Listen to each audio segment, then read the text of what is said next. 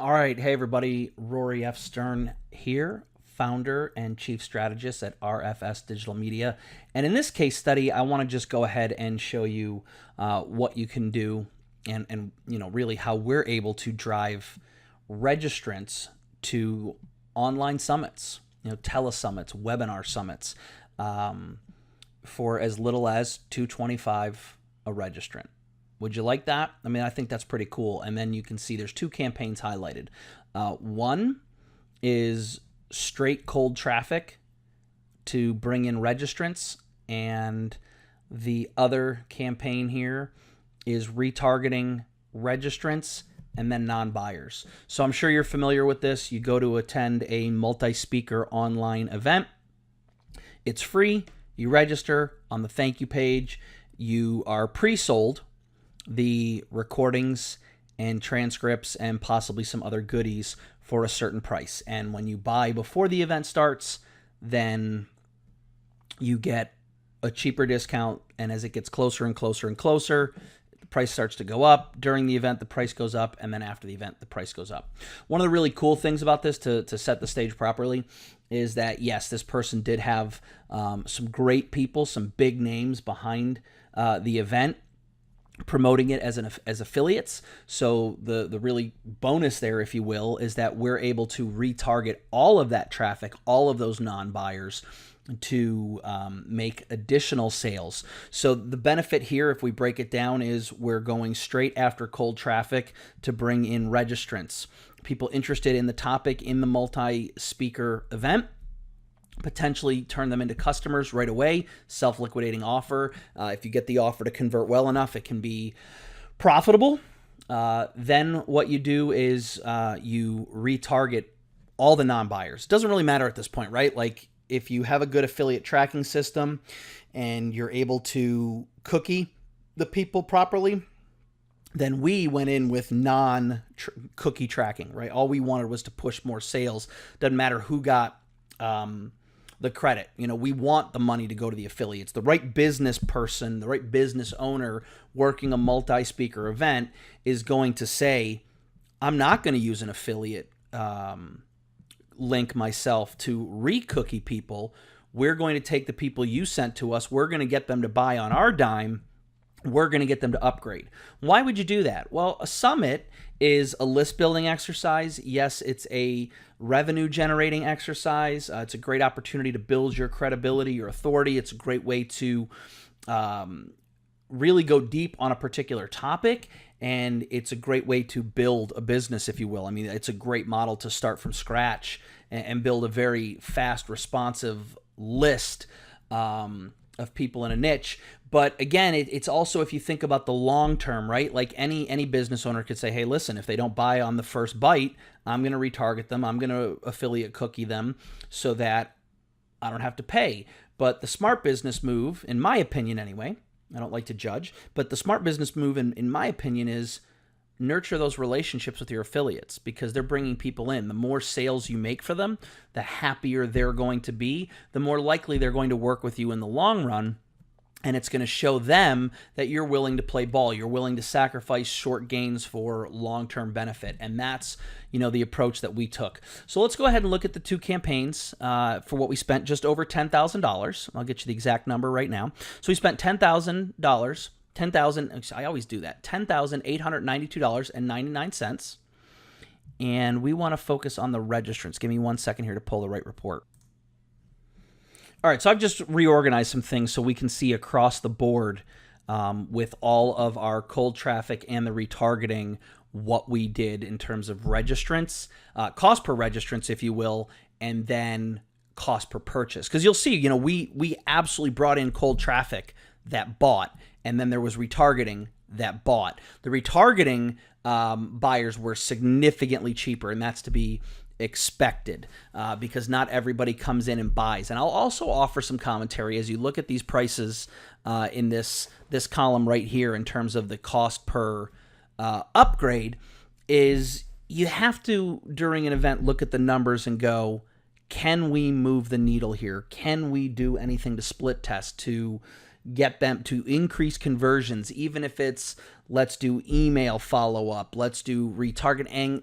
You really have to push and push and push, not the people, but what you're willing and able to do. And you want to think about that going in. So if I can give you a takeaway right now, maybe that's the thing, is be ready to push before you go in. Be committed to this, to squeeze out, as much revenue as you can, whether it be a break-even exercise, whether it be at a profitability, or even if it is going to be at a loss, because again, we've talked about in other videos, your back end. So in this case, I'm going to identify the retargeting. You'll see those are highlighted in blue. And if we scroll down throughout this, you'll see that, let's actually see if we can get without the retargeting, because then no, it's not going to show it. So we'll just have to do our best and call it, let's say, 3,975 cold registrants. So brand new people to this universe, for roughly $2.59 to $3 per registrant. That's not bad, right? For registrations, for leads, if you will. Now, the reason I've distinguished this by the non-highlighted and then the highlighted is the actual goal here was driving them back to turn into buyers. And you can see we have two ad sets. One we tested out with $104. The other we were spending $100 a day, and it was $1,384.60. And for that one, we had 46 upgrades at $30 a pop. And then the other one was 4 at $26.19. And at this point, I think like the average, not the average, I think the low end of the upgrade was like 67, and then it became as high as 129. So this literally can show you this should have been an exercise of not only just break even, but profitability.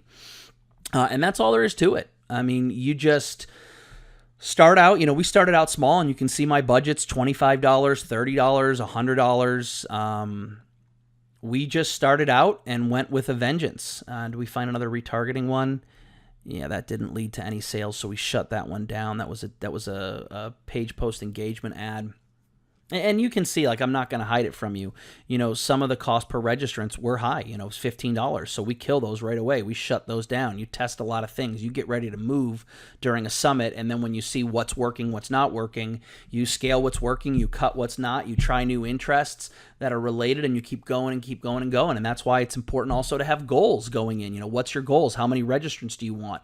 What are you willing to pay for them? How much, are you willing to spend to acquire that customer, that sale? So again, 4,202 registrants for an online multi-speaker event for $2.59. Not too shabby.